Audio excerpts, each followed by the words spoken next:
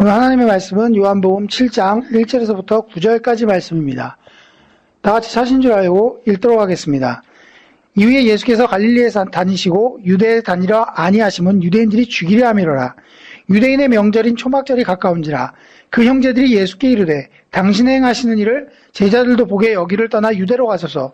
스스로 나타나기를 구하면서 묻혀서 일하는 사람이 없나니 이 일을 행하려 하거든 자신을 세상에 나타내소서 하니 이는 그 형제들이라도 예수를 믿지 아니함이로라. 예수께서 가라사대 내 때는 아직 이르지 아니하였거니와 너희 때는 늘 준비되어 있느니라.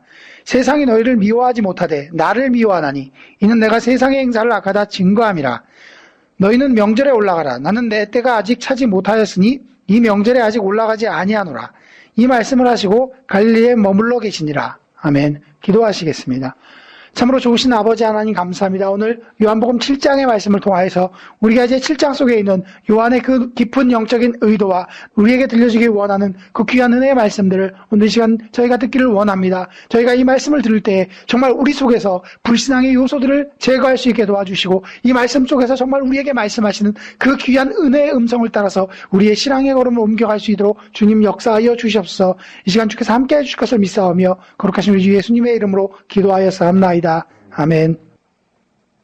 오늘은 요한복음 7장입니다. 우리가 지난 시간에 요한복음 1장에서 4장까지를 통해 갖고 다시 한번 반복을 하자면 예수님은 하나님이시고 이 땅에 생명을 주시기 위해서 오셨고 생명을 주시는 이유와 목적은 율법을 어겨서 죄인이 되고 사망에 빠진 인간들을 값없이 자유하기 위해서 이 땅에 오셨고 그것을 이루시는 방법으로 세례를 통해서 인류의 죄를 넘겨 받으시는 거였다라는 것으로 말씀을 드렸고요. 그리고 1장 후반절에서 나다나엘의 얘기를 통해서 우리가 선입견을 버리고 예수님을 마음에 영접하게 되면 하늘로 올라가는 사다리를 예비해 줄 것이다 라고 말씀을 드렸고요. 2장에서는 그렇다면 예루살렘 성전과 가나 혼인집 사건의 이야기를 통해서 예수님이 계신 마음과 계시지 않는 마음의 차이에 대해서 설명을 했었고요. 3장에 넘어가서는 그럼 어떻게 하면 우리 마음속에 예수님을 영접할 수 있느냐. 바로 물과 성령으로 거듭나야 된다. 물과 성령으로 거듭나기 위해서는 마음의 죄사함의 확신, 즉 믿음이 있어야 된다고 말씀을 드렸고 4장에서 믿음을 얻는 방법으로 수가성 여인과 가버나움 왕의 신하의 아들이 병들었던 사건을 통해 갖고 첫 번째는 말씀을 들음으로 믿음을 갖고 그래도 그것으로도 못 믿겠거든 체험을 통해서 말씀을 믿어라. 이 두 가지 요소가 믿음을 갖게 하는 방법이라고 여러분에게 설명을 드렸어요. 그리고 나서 5장으로 넘어가서는 왜 그럼에도 불구하고 우리에게 믿음이 잘 생기지 않는가? 그 이야기를 38년 된 병자 이야기를 통해서 물에 들어가려는 자기 생각과 자기 방법을 버리지 않기 때문이라고 여러분에게 증거를 드렸고요. 6장에서는 이제 오병이어의 역사를 통해서 5,000명을 먹이고 남았던 그 보리떡과 물고기 사건을 통해서 빌립 한 사람의 그 부전적이고도 계산적인 믿음을 고쳐주시기 위해서 그와 같은 사건을 베푸셨다고 여러분에게 말씀을 드리면서 여러분도 부정적이고도 계산적인 믿음을 벗어버리라고 요한이 증거하고 있습니다. 오늘은 이제 왜 믿음이 안 생기는가에 대한 마지막 시간으로 7장에서 이제 예수님이 하신 말씀, 또 이 명절에 있었던 일들에 대해서 말씀을 나누겠는데요. 지난 시간에 제가 여러분에게 이 7장의 주제가 무엇인가 한번 생각해 보라고 말씀을 드렸던 것 같습니다. 많은 분들에게 제가 이렇게 질문을 해요. 7장의 주제를 한번 찾아보십시오. 근데 대부분 사람들이 7장의 주제를 찾지 못하고 좀 난해하다고 얘기합니다. 도대체 뭘 얘기하고자 하는지 알 수가 없다라고 얘기를 해요. 7장의 주제는요, 사실 그래서 혼돈입니다. 왜냐면 7장에 보면 7장의 내용은 그 대립되는 요소가 두 가지가 나와요. 예수님의 동생들이 예수님 보고 예루살렘에 올라가라고 얘기하는데 예수님은 안 올라가겠다고 하십니다. 그리고 나서는 또 나중에 올라가세요. 그러니까 안 하겠다 그러고 해버리고 또 예수님에 대해서 어떤 무리는 좋은 사람이라고 얘기를 하게 되고 또 어떤 사람은 미혹하는 사람이라고 얘기를 합니다. 그래서 7장 12절에 보면 그 이야기가 나와 있죠. 그래서 예수님에 대해서 좋은 사람이다, 아니다, 그렇지 않다, 부정적으로 얘기한 사람이 있고 또 대제사장들이 예수님을 잡으려고 하인들을 보냈더니 그들도 가서 예수님의 말을 듣고 여지껏 이렇게 말하는 사람을 들어본 적이 없다라 그러면서 또 대제사장들과 바리새인들은 예수님을 잡으러 보내고 반대로 그 하인들은 잡아오지 못하고 예수님을 인정해버리고 그러니까 계속 대립되는 그 혼돈의 양상이 7장의 주제입니다. 그래서 보면 7장에 나오는 이야기는 정확히 뭘 얘기하고자 하는지 알 수가 없어요. 좋은 사람이라 그랬다, 아니라 그랬다, 가겠다 그랬다, 안 가겠다 그랬다가 어떤 사람들은 예수님이 메시아가 온다 그래도 이 사람이 한 것만큼 더 하겠느냐. 이렇게 얘기를 하고, 또 어떤 사람들은 또 아니라 그 사람은 우리를 미혹하게 한 사람인데 왜 당국에서는 이 사람들을 이렇게 내버려 두느냐, 잡아서 어떻게 처리를 하지 않고, 이런 식으로 대립을 계속 보여줍니다. 그것은 바로 7장에서 요한이 의도하는 바가 바로 우리 마음속에 있는 혼돈이 신앙의 장의 원인이라는 것을 설명하기 위한 것입니다. 5장에서는 자기 생각과 자기 방법이 신앙의 걸림돌이었다고 얘기를 했다면 6장에서는 부정적이고도 계산적인 믿음 때문에 신앙에 걸림이 생긴다고 얘기했어요. 7장은 바로 혼돈 때문이라는 겁니다. 어떤 혼돈이냐면 인간에게는요, 가장 근본적인 문제예요. 이 문제가. 사람들은 처음 하나님 앞에 창조받고 지음받았을 때 아담은 죄로 인해서 두려워하거나 죄로 인해서 혼돈 가운데 빠지지 않았습니다. 왜냐하면 하나님이 처음 그를 창조하셨을 때 그에게는 하나님의 말씀이 전부였어요. 근데 어느 날 마귀가 찾아와서 그에게 선악과를 먹어도 죽지 않는다라고 얘기를 하죠. 하나님은 분명히 선악과를 먹으면 죽는다라고 얘기했는데 사단은 와서 먹어도 죽지 않을 거라고 얘기합니다. 그러니까 이 두 말에 의해서 갈등이 생겨요. 하나님은 죽으리라고 말씀하시고 사단은 죽지 않으리라고 얘기하고 대립되는 가치관 사이에서 무엇이 옳은지 갈등하기 시작하죠. 이것이 바로 혼돈의 시작인 거예요. 우리 인간들은 이 혼돈 가운데서 결국은 뭘 선택해요? 선악과를 따먹음으로 인해서 하나님의 말씀이 아닌 사단의 음성을 선택하게 됩니다. 실제로 많은 사람들이 사단의 음성을 선택한 게 잘못된 것이라고 얘기를 하지만 실제로 사단이 한 얘기가 전부 틀린 얘기는 아닙니다. 사단이 얘기한 것은 육적인 생명에 국한시켜서 얘기를 한 것이고 하나님이 말씀하신 것은 영적인 생명에 국한시켜서 얘기를 한 거예요. 물론 아담이 930년까지 살았으니까 우리 인간 중에서는 오래 산 편에 속하지만 영원한 생명에 비하자면 얼마 살지 못한 거겠죠. 그러니까 사단의 하는 일은 늘 진리를 왜곡하는 일이에요. 결국 진리를 왜곡해서 우리를 혼돈 가운데 빠지게 하는 겁니다. 그래서 여러분이 믿음을 가지려고 할 때 사실 우리가 아담으로 말미암아 우리 마음속에 하나님의 음성은 사라지고 사단의 음성만 남은 채 다 태어납니다. 그런 우리가 하나님의 음성을 제대로 듣게 되면 하나님의 그 음성 때문에 다시 혼돈이 와요. 이 하나님의 말씀이 맞을런지 아니면 여지껏 우리가 알고 왔던 사단의 세력 안에서 들어왔던 경험과 가치관이 옳을런지. 그래서 그 두 사이에서 또 갈등을 합니다. 그렇기 때문에 믿음이 안 생긴다는 거예요. 이 혼돈 때문에. 사실 신앙생활은요, 이 혼돈 가운데서 하나님의 말씀과 가치관을 선택하는 결과물인 거예요. 우리가 느껴보고 체험하고 생각해왔던 경험이나 기준들을 버리고 하나님의 말씀을 선택하려면 굉장히 위험해 보입니다. 또 이룰 수 없을 것 같이 보여요. 그래서 사람들이 얘기를 하죠. 말씀이 좋은 건 알겠지만 어떻게 그렇게 살 수 있냐고. 어느 분 누이한테 가서 말씀을 전했을 때 그분도 그런 말씀을 많이 하셨어요. 말씀이 좋은 건 알지만 어떻게 그렇게 살 수 있냐고. 대답을 모르는 거죠. 어떻게 그렇게 살 수 있을까요? 그렇죠. 그분은 자꾸 뭘 생각하는 거냐면 자기 힘으로 그것을 하려고 하는 거예요. 우리 힘으로는 절대 그렇게 살지 못합니다. 말씀대로. 하지만 성령이 함께 하시면 능히 하죠.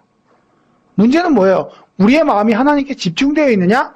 아니면 세상적인 가치관이나 세상적인 경험에 빠져 있느냐는 거예요. 하나님 말씀은 상식으로 이해할 수 없는 거예요. 베드로가 예수님께서 무리를 거두라고 하셨을 때 그에게 두려움이 안 생기고 믿는 마음이 생겼기 때문에 무리를 걸었던 거예요. 그랬던 그가 바람이 오는 것을 보고는 파도가 치는 것을 보고는 물에 빠져버립니다. 그러니까 하나님의 말씀은 우리의 상식으로나 경험으로 이해할 수 없는 거예요. 근데 문제는 물에 발을 내딛기 전에 먼저 뭘 얘기하냐면 자기 상식을 들이대는 겁니다. 자기 경험이나 과학이나 이러한 것들을 들이대기 때문에 그러한 역사를 체험하지 못해요. 뭐 그렇다고 미련받게 여러분들이 무리를 걷겠다고 무리를 뛰어들라는 얘기가 아닙니다. 왜냐하면 그때는 베드로에게 필요한 것이 그 역사였기 때문에 역사하신 것이고 우리에게는 다른 문제가 무리를 걷는 것과 같은 것일 수 있어요. 그죠? 그 고소공포증에 있는 사람들은 계단 10개 올라가는 것도 큰 그 장애이고 공포일 수 있어요. 그죠? 하지만 그 병이 없는 사람에게는 그게 큰 문제가 아니죠. 그러니까 그 사람에게는 그 문제가 무리를 걷는 것과 같은 문제일 수도 있다는 거죠. 그러니까 저마다에게 다가오는 것은 다 다른 거예요. 그런데 우리는 베드로가 무리를 걸었으니까 우리도 무리를 걸으려고 그래요. 우리에게 있는 문제는 그게 아닌데. 그러니까 문제가 생기는 겁니다. 실제적으로. 그렇기 때문에 하나님이 우리가 무리를 걸어야 될 만한 사건이 필요하다면 하실 거예요. 하나님께서 필요하시다면 그렇게 역사하실 건데도 불구하고 우리는 그것마저도 우리 방법, 우리 수단, 우리가 수용할 수 있는 것들로 방향으로 그러한 일들이 이루어지기를 바라는 겁니다. 그러니까 실질적으로 예수님이 그 많은 이적과 기적을 베푸셨을 때에도 유대인들이 받아들이지 못하는 거예요. 왜? 자기 경험과 기준과 체험 속에는 그런 말씀이나 그런 역사들은 이해할 수 없기 때문인 겁니다. 오늘날 우리들도 하나님께서 우리에게 말씀하시고 역사하시지만 우리 마음속에 가지고 있는 잘못된 가치관과 세상적인 경험과 과학들이 우리 마음속에 들어가 있기 때문에 그러한 것들로 믿음을 저버리는 거예요. 어떻게 사람이 그렇게 살 수 있어요? 그건 하나님이니까 그냥 하시는 얘기죠. 교훈적으로 하시는 얘기고 그게 다 깨달으라고 하시는 얘기지 그렇게 살라고 하는 얘기가 아닙니다. 라고 얘기하는 거죠. 천만의 말씀. 하나님은 오늘도 살아계시고 오늘도 역사하시고 오늘도 일하시고 계세요. 실제로 미국에 있는 애니임 목사가 사실은 예전에 그 황영환 목사님이 하시던 그 역사의 원조예요. 이분의 역사를 거의 많이 따라 하신 거예요.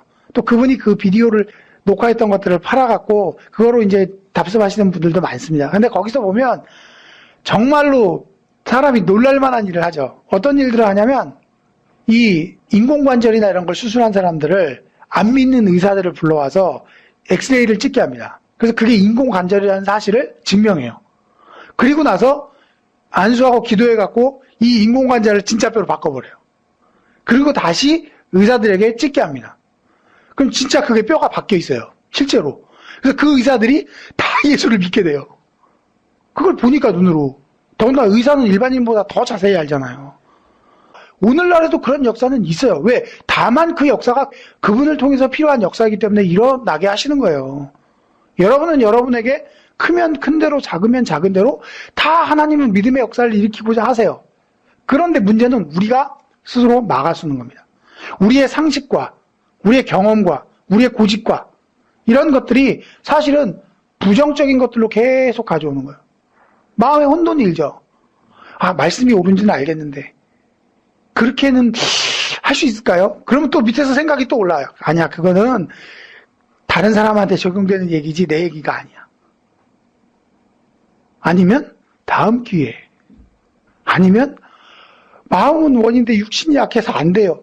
핑계나 변명으로도 충분히 얘기를 해버리는 거예요. 그러니까 결국은 우리에게 믿음이 안 생기는 원인이 바로 그것 때문이라는 거예요. 이건 굉장히 심오하고 중요한 문제인 거예요. 사실은 이 가치관의 차이에서 믿음의 역사와 믿음의 역사가 일어나지 않는 것의 차이가 일어나는 거예요. 그래서 성경에는 무릇 지킬 만한 무엇보다도 뭘 지키래요? 마음을 지키래죠. 그 마음 안에 모든 것들이 다 통용이 되고 그 마음 안에 가능성이 열리기 때문입니다. 여러분들 좌절하고 쓰러지는 신앙의 문제 앞에서 맨날 그러죠? 내가 또 넘어졌노라, 내가 또 쓰러졌노라. 자주 넘어지면 이제 합리화를 해요. 내가 이래서 이럴 수밖에 없어라고. 그러나 우리가 하나님 앞에 갈 날에는 결단코 변명할 수 없습니다. 왜? 우리가 애써 부인해왔던 그러한 요인들을 하나님께서 그날엔 밝히 보여주시고 드러내실 것이기 때문입니다. 그때는 아무도 변명할 수 없어요. 그렇기 때문에 여러분들이 여러분 마음 가운데 무엇이 차 있는가를 봐야 돼요. 믿음이란 우리 안에 있는 세상적인 가치관과 불신앙들을 내어버리는 거예요. 이것들을 내어버리지 않고 그냥 믿겠다는 태도를 가지고 신앙생활을 하기 때문에 하나님의 역사가 우리의 삶과 동떨어져 있는 것 같고 하나님의 역사가 우리하고는 전혀 멀리 있는 것 같이 느끼는 겁니다. 그러나 절대 그렇지 않습니다. 실제로 우리 마음속에 있는 가치관이 무엇이냐에 따라서 우리의 삶은 변화됩니다. 내가 무엇을 바라보고 있고 무엇을 믿느냐에 따라서 늘 이 둘 중에 하나인 거예요. 똑같이 예수님을 받지만 메시아로 보는 사람들과 똑같이 예수님을 받지만 미혹하게 하는 자로 보는 자와 사실은 저도 예수님의 제자인지라 이단 소리를 참 많이 들었어요. 초창기에. 왜냐하면 처음에 그때는 젊었고 미숙한 부분이 정말 많았기 때문이에요. 오늘날에는 그런 소리 안 듣죠. 왜냐하면 많이 능숙해졌고 또 충만해졌고 은혜 안에 있으니까요. 왜 그럴까요? 성장이라는 것을 밟아왔기 때문에 그래요. 우리가 하나님 편에 늘 서게 되면 우리의 신앙은 점점 자라고 성장하게 됩니다. 우리가 성장하지 못하는 이유는 뭐냐면 이러한 마음의 갈등에서 하나님 편을 서지 않는 거기 때문이에요. 우리가 하나님 편을 서지 않기 때문에 결국은 거기서 멈춰져 있는 겁니다. 요한은 7장에서 이러한 혼돈을 제거하라고 얘기합니다. 이러한 혼돈을 가지고는 우리가 하나님 나라를 볼 수도 없고 믿음의 성장을 가져올 수도 없다라고 얘기합니다. 37절에 보면 이런 얘기를 하죠. 명절 끝날에 곧 큰 날에 예수께서 서서 외쳐가라을 때 누구든지 목마르거든 내게로 와서 마시라. 나를 믿는 자는 성경에 이른 것 같이 그 배에서 생수의 강이 흘러나리라 하시니 이는 그의 믿는 자의 받을 성령을 가리켜 말씀하신 것이라. 자, 문제는 이거죠. 우리가 과연 목말라 하는가죠. 첫 번째는. 네? 진짜로 목말라 하는 게 뭐냐는 거죠. 주님의 말씀을 따르기보다 내 생각과 다른 하나님의 말씀을 따르기보다 내가 원하는 어떤 것을 하기 위해서 주님의 말씀을 부정하게 돼요. 대부분의 사람들이 거기에 빠져 있습니다. 실제는 하나님의 말씀을 부정하고 싶은 게 아니고 자기가 하고 싶은 일을 계속하고 싶어서 그래요. 그래서 하나님의 말씀을 부정하는 거예요. 물론 그게 좋은 건 알지만 그래도 난 이게 더 좋은데 그래도 난 이걸 더 하고 싶은데 그러니까 말도 안 되는 핑계와 변명거리로 하나님을 부인하게 되는 겁니다. 그 부인이 얼마나 가겠습니까? 죽을 때까지 갈 수도 있겠죠. 하지만 죽고 난 다음엔 어떻게 하겠어요? 그리고 그것을 깨닫고 그 과정을 거쳐간 사람 눈에는 다 보여요. 애석하게도 다 보여요. 그러니까 그 사람들이 아무리 핑계를 대거나 변명을 해도 이미 답을 알고 있는 거예요. 어떤 사람들은 저랑 얘기할 때 이런 얘기를 합니다. 목사님은 고집이 세갖고 얼마나 고집이 센지 자기가 한번 딱 보면 그 얘기를 부정하거나 인정하려고 들지 않는다고 얘기를 하죠. 물론 맞습니다. 고집쟁이. 하지만 제가 고집을 부리는 건 개인적인 견해로 고집을 부리는 게 아니에요. 생각해 봅시다. 물론 여러분이 자기를 합리화하거나 자기가 옳다고 주장하는 일들에 대해서 설득을 하거나 납득을 하려고 하면요. 인간이 얼마나 지혜가 총명하고 똑똑한 인간들인지 계속 변명에 변명이 그치지 않아요. 사실. 그래서 변명하는 거에 대해서 또 문제를 삼으면 또 다른 변명거리를 끄집어내요. 그래서 또 그 변명거리를 또 얘기해주면 또 다른 변명거리가 또 나와요. 저는 그걸 너무나 잘 아는 거예요. 그렇기 때문에 애초에 변명을 못하게 딱 끊어놓는 거예요. 그러니까 상대방은 어떻게 느끼겠어요? 저 인간하고는 말이 안 통해. 당연히 그러겠죠. 자, 그렇다면 나는 여러분과 어떤 관계입니까? 주의 종이고 목사인데 여러분이 거기에 교만을 더하게 되면 거기서 뭐라고 얘기할까요? 저 똥꼬집쟁이 목사 이렇게 얘기를 하겠죠. 그 앞에 들으려 하거나 순종하려 하지 않겠죠. 왜? 대부분의 사람들이 그래요. 자기 마음에 안 맞기 때문에. 그러는 그 사람은 내 마음에 맞을까요? 좋아요. 내 마음에 안 맞아도 좋다고 칩시다. 그러는 그 사람이 과연 하나님의 마음에 맞을까요? 그게 문제인 거예요. 우리가 이 혼돈에서 벗어나지 못하게 되면 결국 그것이 빌미가 돼서 점점 사단의 가치관과 세상적인 가치관에 젖어들게 만들어요. 그래서 사단의 가치관과 세상적인 가치관은 점점 자기 자신을 띄워줍니다. 내가 하는 일이 옳다, 정당하다, 합당하다. 그리고 고집을 부리죠. 그러다 마치 여드름이 익을 만큼 익으면 펑 터지듯이 봉숭아 나무 열매 씨가 익을 만큼 익으면 건들기만 해도 톡 터져버리듯이 그 사람의 심령이 터져버려요. 거기까지 가서는 안 돼요. 거기까지 가게 되면 달리 방법이 없어요.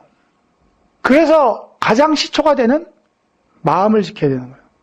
근데 왜 여기서 누구든지 목마르거든 예수님께 와서 마시라고 하면서 나를 믿는 자는 성경에 이른 같이 그 배에서 생수가 강이 흘러나리라고 얘기를 하고 있냐면요. 많은 사람들이 이 말씀을 잘못 해석하는 경우들이 많아요. 이 배를 타고 다니는 배로 해석하는 사람도 있고 이 배는 사람의 배를 의미하는 겁니다. 이 배는 뭐냐면요. 동네마다 사람들마다 생각하는 게 약간씩 틀려요. 그래서 그 동양인들한테 마음이 어디 있습니까? 라고 물으면 동양인들은 대부분 어디를 가리키냐면 심장을 가리킵니다. 심장이 마음이 있는 곳이라고 믿어요. 그런데 서양인들한테 마음이 어디 있습니까? 라고 물으면 머리를 가리킵니다. 그들은 머리에 마음이 있다고 믿어요. 뇌에서 판단하고 합리적인 거죠. 그런데 인도인들에게 당신의 마음이나 영혼이 어디에 있습니까? 라고 물으면 발바닥을 가리켜요. 그래서 인도 사람들은 신발을 안 신고 다니는 거예요. 왜냐하면 대자연과 자기 영혼이 교감하기 위해서. 미천해서 그런 게 아니고 우리 기준으로 봤을 때 저 신발도 못 신고 다니는 미개한 사람들이라고 생각할지 모르겠지만 그들은 생각이 다른 거죠. 그리고 유대인들의 생각은요. 영혼이 어딨냐고 물으면 배에 있다고 믿어요. 그래서 이 말씀은 곧 뭐냐면 누구든지 목마르면 예수님한테 와서 물을 마시기 원하기만 한다면 그 배에서 다시 얘기하면 뭐예요? 그 사람의 영혼에서 생수가 넘쳐 난다는 얘기인 거죠. 결국 우리가 이렇게 살 수 있는 길은 성령이 우리 가운데 오실 때 우리가 혼돈이나 이러한 갈등 속에서 갈등하지 아니하고 주님의 말씀을 쫓아갈 수 있다는 거예요. 우리 힘으로는 사실 이 혼돈을 제거할 수 없어요. 자, 그렇다면 우리가 뭘 해야 돼요? 대부분 사람들 우리가 뭘 할까? 이렇게 생각하죠. 우리가 직접 뭘 하는 게 아니고 우리가 가질 것은 자세일 뿐인 거예요. 내가 주님의 말씀을 순종하고자 하는 자세, 내가 주님의 말씀을 따라가고자 하는 자세, 그 자세를 가질 때 성령께서 우리 안에 오셔서 역사하시고 일하시는 것인데 문제는 우리가 그 자세부터 틀려먹은 거죠. 왜? 변명을 하거나 합리화를 해버리거나 핑계를 대기 때문에 안 되는 거예요. 이해가 가십니까? 그래서 7장에서 믿음이 안 생기는 가장 큰 원인으로 혼돈을 지목하고 있는 겁니다. 이 혼돈의 시작은 바로 창세기 3장에서 언급된 아담과 하와가 선악과를 따먹으면서부터 시작된 거예요. 그리고 우리 마음속에는 늘 세상적인 가치관과 사단의 음성이 자리를 잡고 있기 때문에 이 사단의 음성과 세상적인 가치관을 내어버리기 위해서는 갈등이 반드시 필요한 겁니다. 근데 그 갈등에서 무엇을 선택하느냐는 여러분 몫입니다. 하나님의 말씀을 선택하실지 아니면 여지껏 여러분들이 의지하고 믿고 따라왔던 세상적인 경험이나 가치관을 믿고 따라올 것인지.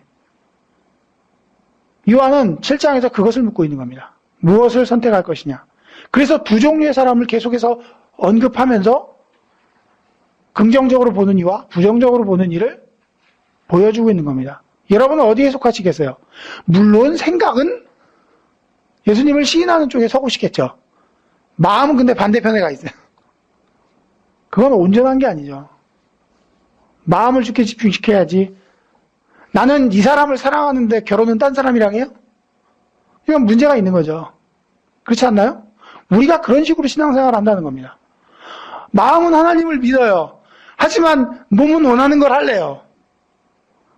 그럼 하나님 뭐라 그러실까요? 마음만 받을게, 영혼은 지옥 가. 이러고 얘기하실지도 모르죠. 웃으면서 얘기하니까 우스운 얘기 같죠? 절대 웃긴 얘기가 아닙니다.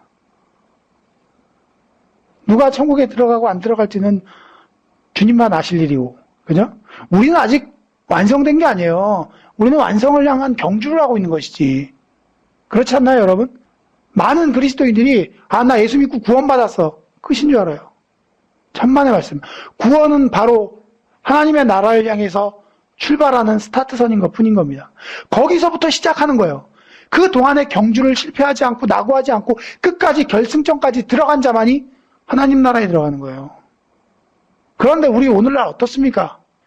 그러니까 마음을 지켜야 되고 그 결승선까지 우리 마음을 잃어버리지 않아야 되는 건데, 목적지를 잃어버리지 않아야 하고 우리 마음을 지켜야 하는 건데, 세상적인 가치관이 올 때마다, 세상적인 위험이 올 때마다, 세상적인 유혹이 올 때마다 넘어가는 거예요. 그럼 결단코 하나님 나라에 들어가기가 어려워요. 그래서 오늘 요한복음 7장의 말씀은 이러한 혼돈을 이야기하면서 혼돈을 제거하라고 여러분에게 말씀하고 있는 것입니다. 자, 오늘 7장은 여기까지 말씀을 마치겠고요. 기도하고 마치도록 하겠습니다. 기도하시겠습니다. 참으로 좋으신 아버지 하나님 감사합니다. 오늘 이 시간 이 7장의 말씀을 통하여서 우리가 정말 우리 마음 가운데 혼돈이 왜 생기는지 깨닫고, 또한 이 말씀을 통하여 우리가 우리의 마음을 지켜서 하나님의 나라에 가기까지 정말로 우리가 이 마음을 잃어버리지 아니하고 목적지에 도달할 때까지 그 경주를 무사히 마칠 수 있게 주님 도와주시길 원합니다. 아직도 우리 속에는 세상적인 가치관과 경험들과 기준들이 살아서 역사합니다. 주님, 우리의 힘으로는 이러한 것들을 제거할 수 없지만 주님께서 이 시간 오셔서 그러한 것들을 끊을 수 있는 힘과 능력을 넣어주시고 주의 말씀으로 우리를 새롭게 하여 주시옵소서. 이 시간 주께서 함께 해주심을 감사드리오며 거룩하신 우리 주 예수님의 이름으로 기도하였사옵나이다. 아멘. 구독, 좋아요, 알림 설정 해주세요. Subscribe, like, set notifications.